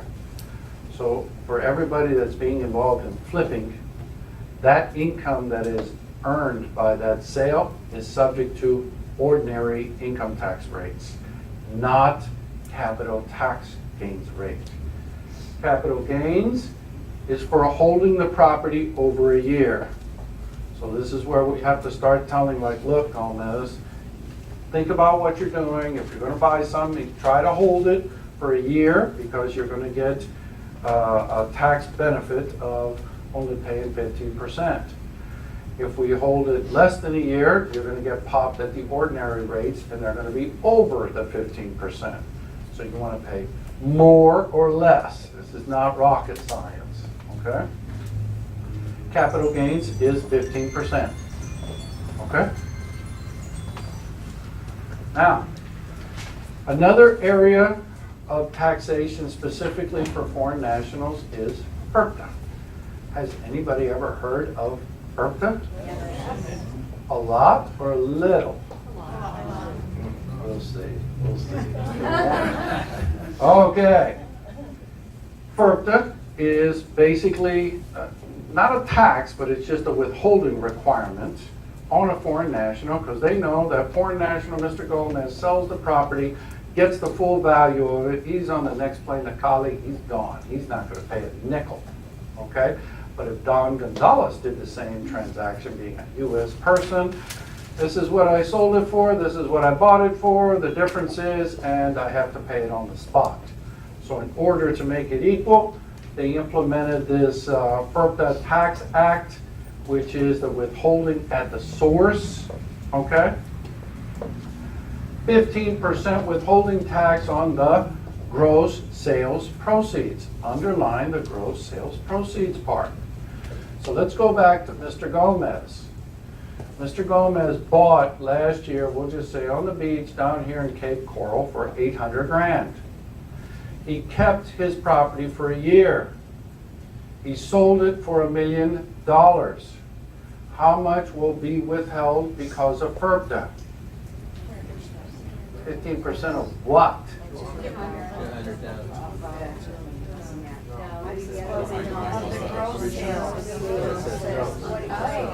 She's listening, you're not. You know? 15% of the gross sales proceeds. That's why I said underline those words. You sold for $1 million, that's the gross sales proceeds. Period. So he's going ballistic. Okay? And this is a real case in Weston, Florida, where I had one of my good closing agent attorneys call me up. Don, I'll pay your fees. Please explain to Mr. Gomez, because he wants to stab somebody, you know, because he sold for $1 million. 15% of $1 million is how much? $150,000. That agent is going to withhold the title agent, okay, the lawyer, and he's going to turn that money over to the government, okay? When is the first time that Mr. Gomez is eligible to ask for a refund of that money? I'm sorry, honey? After the taxes are filed next year. Okay, so let's just say you're in February, okay, and you close in February and they give that money, he's not going to be able to file his taxes until January. Okay, so he's a little PO'd because nobody told him. Who should have told him this was going to happen? Probably the agent that's selling his property, you know? So, to take proper precautions when this happens. Exceptions to the withholding requirements. One, the property is sold under $300,000, under, less than. And the new buyer is going to use this property as their primary residence of abode. Clear? Let's see. You know? Mr. Gomez is a Colombian national and decides to sell his buddy, Mr. Rodriguez, a Venezuelan national, his $1 million home. Well, no, not his million. His home that's less than $300,000. Will he be subject to FERPA? Yes or no? Yes. Yes. Why? Because it's Not a not resident. primary residence. Excellent. You know, Mr. Rodriguez is not going to be a primary home because he's a foreign national, okay? Let's say Mr. Gomez instead sells it to Dr. Gonzalez, who is a practicing physician in Massachusetts. Will he be subject to FERPA? Yes or no? No. Maybe, maybe not. He's a US Okay, so- citizen. No, If he's a- he's a You're a resident. citizen. How does it say? If he's from Massachusetts, he's up there, you know? They're gonna have to withhold, okay? So you get the idea, all right? That's the first exception, 300 and below. Next, the seller is not a foreign person. Well, that's pretty clear. If we get them a green card, you're no longer subject to those. Or if you're actively engaged in a trade or business through a corporate entity, you're no longer a foreign person. So that's another reason why we want Mr. Gomez to be doing his business transactions through corporate entities. The U.S. company is not a foreigner. Let me help you, okay? The last one is a withholding certificate. Now, what's that mean? If you guys were paying attention, which by your sleepy looks, some of you may not be, you know, and we know that there's going to be a closing. So question number one, if we know there's a closing, how long does a closing usually take? Be realistic. Don't give me a lot of, about 45 to 60 days. You know, someone, oh, well, we could close in 5 days. Yeah, right. You know? Okay, you know. When you know a closing is coming, Mr. Gomez should be advised to either seek counsel or an accountant who has some knowledge of international matters beyond just going to eat at Taco Bell, okay? Now, what should be done is counsel or whoever should be telling them, let's do the withholding certificate before the closing. Now, what's that? If we have a closing coming up in July 1st, we can start notifying the government, like, look, government, this closing is happening, okay?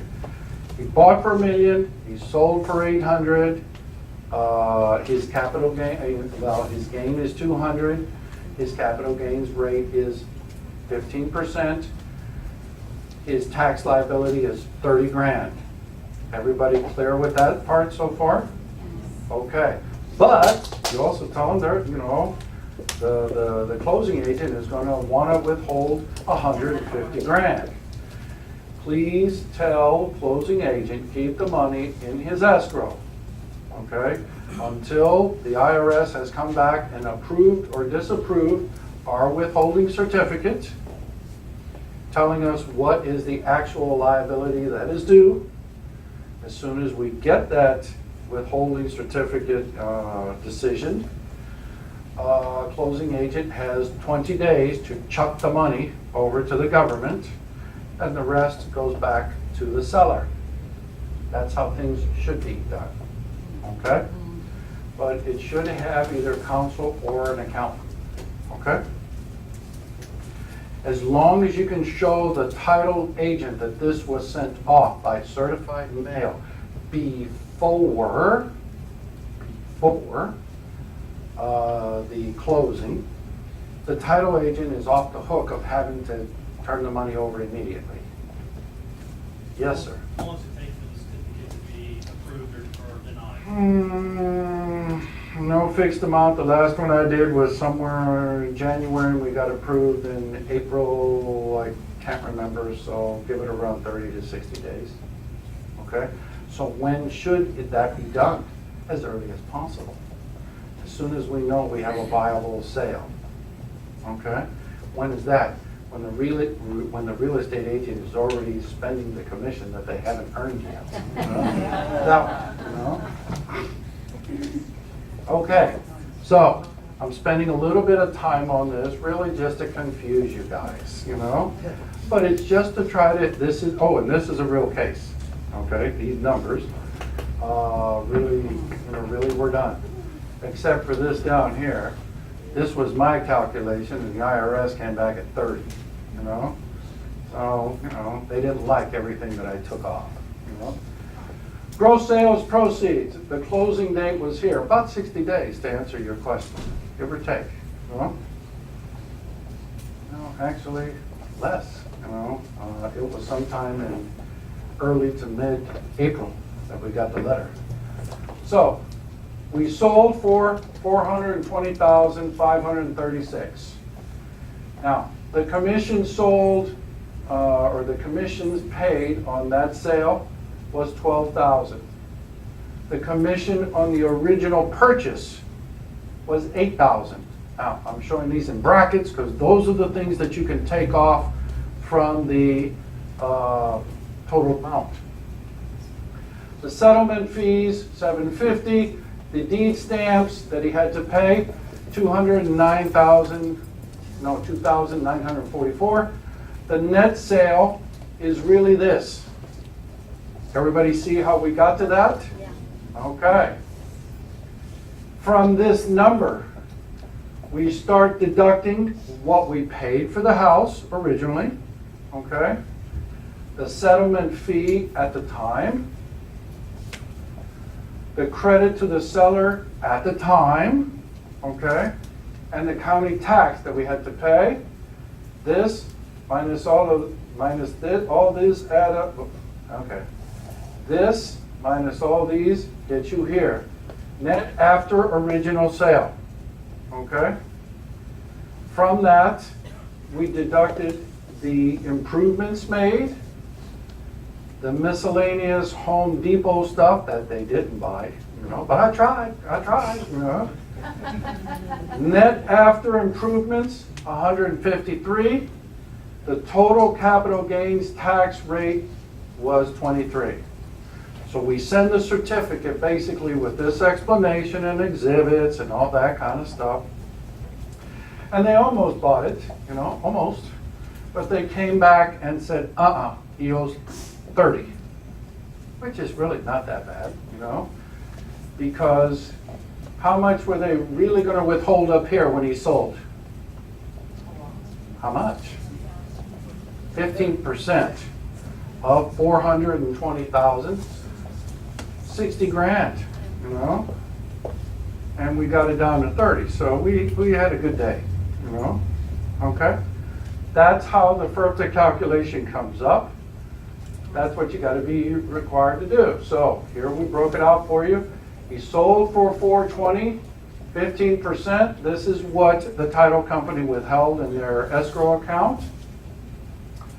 This is what we say he owes. Please tell the title company to send this money and return this to the seller. Okay? Didn't quite work out, but not too bad. Okay? So that's why, you know, when you have closings with foreign nationals, somebody should be involved there for this. Okay, now, other strategies to use to try to get around that. You all heard of a 1031 exchange. You can exchange one business or investment asset for another one to defer the tax. Okay? The investment or business property only must designate the replacement property within 45 days after closing. Or within that time, we have to be able to tell the IRS, hold the money, we're going to buy a new one. You must close within 6 months. Excess cash or other assets will be taxed. Okay. Now, FERPTA and 1031 exchange, general rules. Property must be in the US. We can't be exchanging for a property back in Colombia, even though they want to do that, you know, which is commonly known as laundering, but that's it, you know. Transfer responsibility, withholding 20-day deadline to submit. Always make sure that this is done because the IRS wants the money fast. Exceptions. Seller has obtained a withholding certificate. Notice before the closing from the seller that they have applied for the withholding. So everything goes out, certified mail, so we can show the schmuck at the title company what he doesn't know. You know? Okay, that's it for FERPTA. We've gone through income tax, you know, 30% or the graduated rates. We got to talk about FERPTA because you guys are involved in real estate. The next one is federal death or estate tax. You know? Basically, like I said before, it's two things we can guarantee. You're going to die and you're going to pay tax. First one's in God's hands. Second one, need a lawyer. Okay? U.S. citizens or U.S. domiciles are going to be taxed on their worldwide assets. It's another reason why Mr. Gomez doesn't like the idea of becoming a permanent resident or a U.S. citizen. But we have to explain to him in the pre-immigration tax planning portion how we're going to try to avoid that in the future. A non-U.S. citizen or a non-U.S. domicile is only taxed on the properties that are here in the United States. It's only fair. The U.S. imposes an estate tax on the net value of the estate of a decedent at the time of death. Net value. Okay? So, a non-domiciliary person is only taxed on everything that's in the U.S. That includes all assets, stocks in companies, tangible properties, real estate, etc. Exceptions: money in the bank, life insurance proceeds, work of art on loan. I don't know what that is, but my daughter's in law school, so she put it up there, you know? And that's that. Now, let's go real quick through a federal estate tax calculation. Mr. Gomez died, okay? He owned one piece of property in Pembroke Pines, Florida. He paid for it cash. How do we value property? Appraisal or some kind of comparables, okay? At the date of death. That's the date we have to use for the valuation. Okay? So that's the gross value. Minus a unified credit. Okay? Unified credit is the maximum amount that an individual can have in his individual name and not pay estate tax. So everybody here is a U.S. citizen, right? If you die, what is the unified credit for you being a U.S. citizen?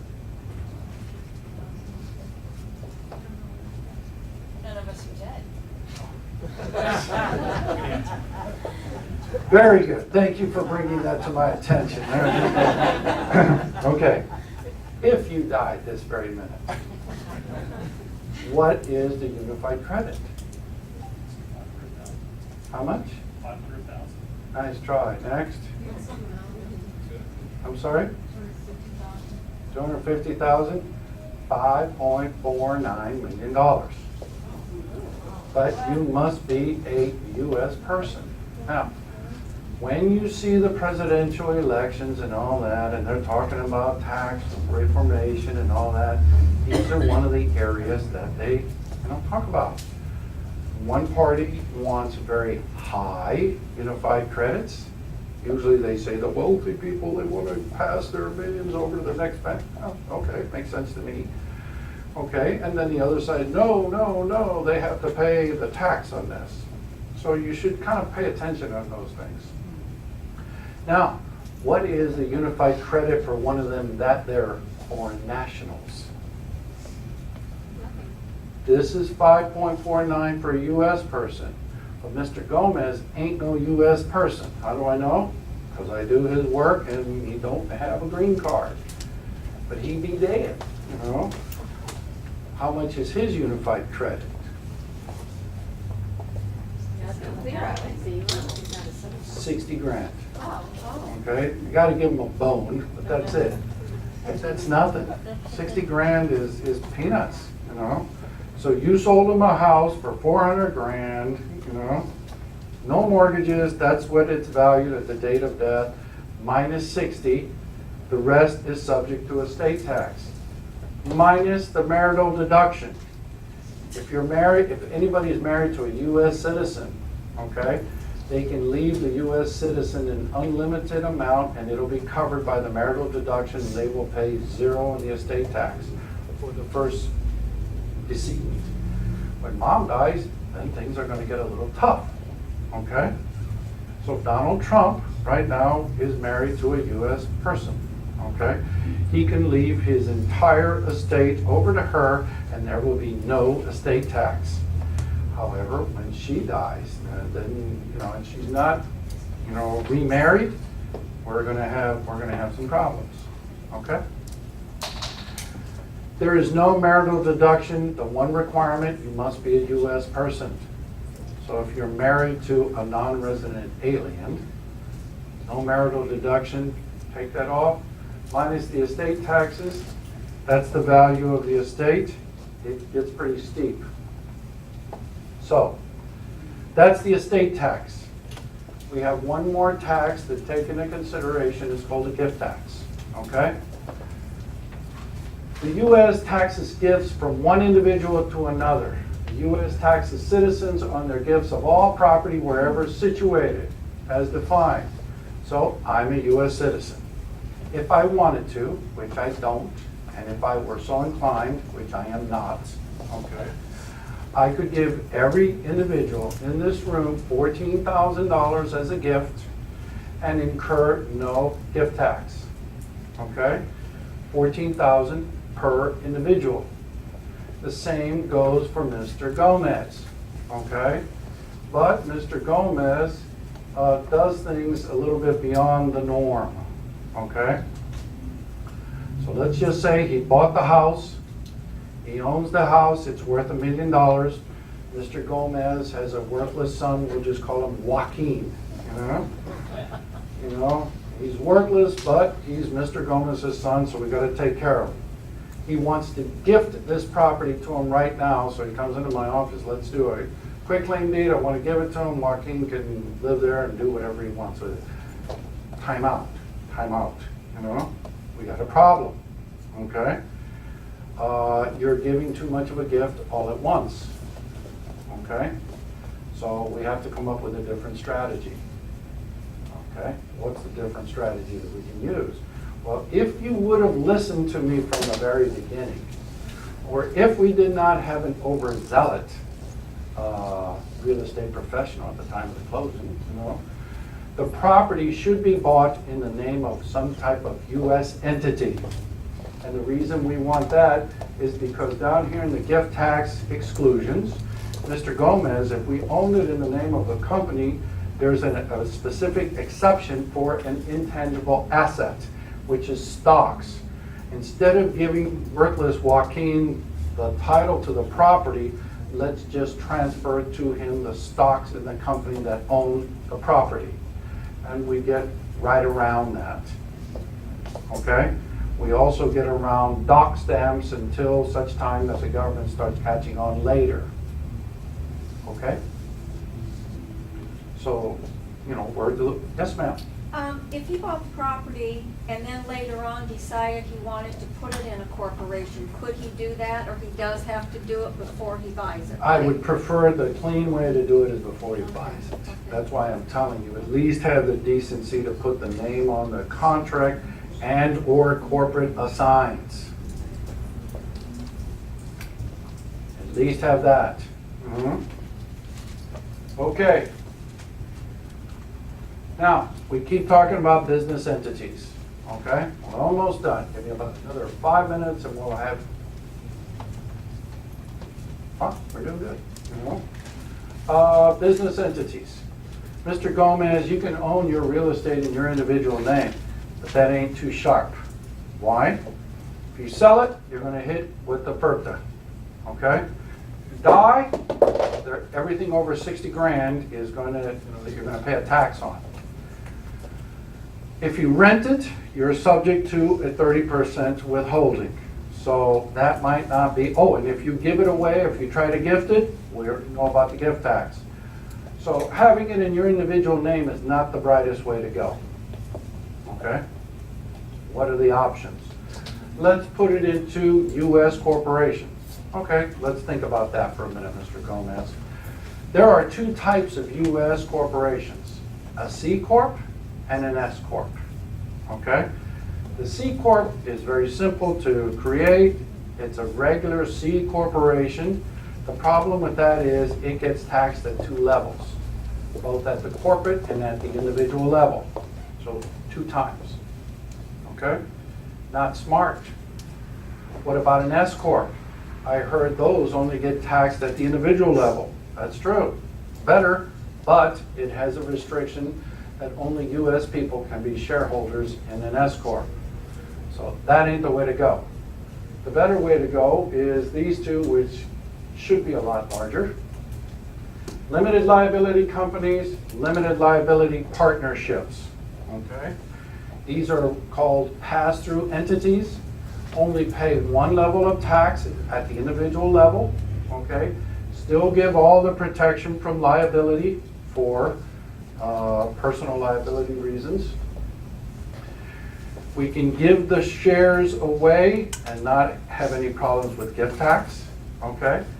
If the property is owned by a company and you die, well, so what? The company owns the property. Okay? And these are the best ways to own the property. Okay, foreign investment strategies for immigration. We have a foreign company, owns a U.S. company, owns the real estate. That's one way of doing it. Okay? That's to get around the death tax. That's to get around, if we have it in the U.S., we're still a U.S. person to get around FERPTA. The other way is a foreign company has a U.S. company, has a business. That's how we want our people to be structured. Sometimes people are not interested in immigration purposes. They only just want to reduce as much as they can for tax purposes. Always start off with the U.S. entity. We already know, we've already gone through that. Okay? The U.S. entity is owned by an offshore foreign tax haven company. This is basically a company in the Bahamas or in the British Virgin Islands or in Panama, et cetera, et cetera. Okay? We usually like to do it in a company that is not the home country of Mr. Gomez, so that he doesn't have to declare that in case he dies over there. Okay? This is not illegal for foreign nationals. Okay? This is not illegal for U.S. people as long as they report ownership of the foreign company, which they never do. Okay, so the U.S. company owned by an offshore company, okay, to get around the taxes back in Colombia. This shares are owned by a foreign trust, usually in the same country. The reason we want that is because that foreign trust will act like Mr. Gomez's last will and testament, okay? But it'll be ruled by the country where the trust and the company have been established. So if we do it in the Bahamas, those are the probate rules and the taxing rules that are going to take effect, not in Colombia, okay? So we use this strategy when there are certain things that Mr. Gomez does not want to have distributed according to Colombian law. In Colombia, you cannot disinherit a child. Even if he's worthless, you don't like him or whatever, that child's going to get his proper portion. However, for assets outside of Colombia, those rules don't apply, So let's just say, Mr. Gomez, I want to do this, and I want to take care of Susie. And don't ask a lot of questions who Susie is. Understood, Mr. Gomez, understood. Set it up in this way. Susie will get whatever is in this without any interference from anybody else outside of the country. Okay? So that'd be me. Please, at this point, I have to, or I'm told that I have to be coy. Thank you very much for your attention. Thank you very much for the opportunity to come speak with you. Please, I need to have your business card or this little list that I see going around. It's going to have your name as shown on your license number, and your email address. I guarantee within about 72 hours, you're going to start receiving our email campaign. If you have any questions after that, please feel free to just write back, and we'll get back with you as soon as possible. Thank you very much for your attention.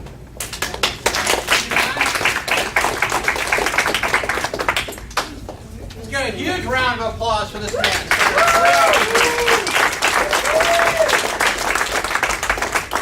You know, I called him a few weeks ago and I said, you know, the best thing about your class is it gives you just, it's kind of like passing the real estate test, gives you enough information to be dangerous.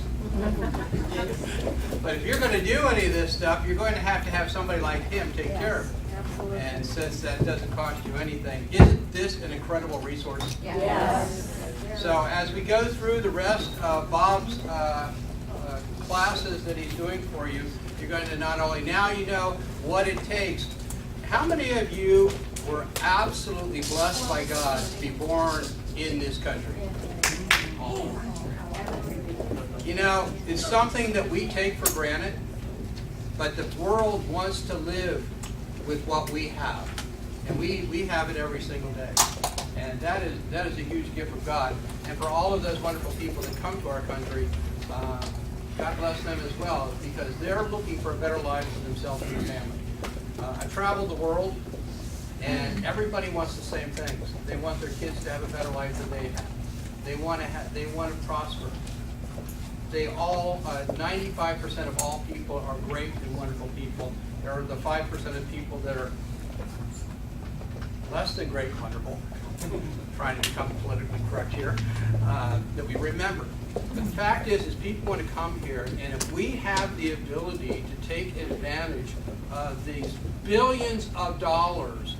Now, if you equate the billions of dollars, I didn't have a calculator big enough, and I didn't have Bob at my disposal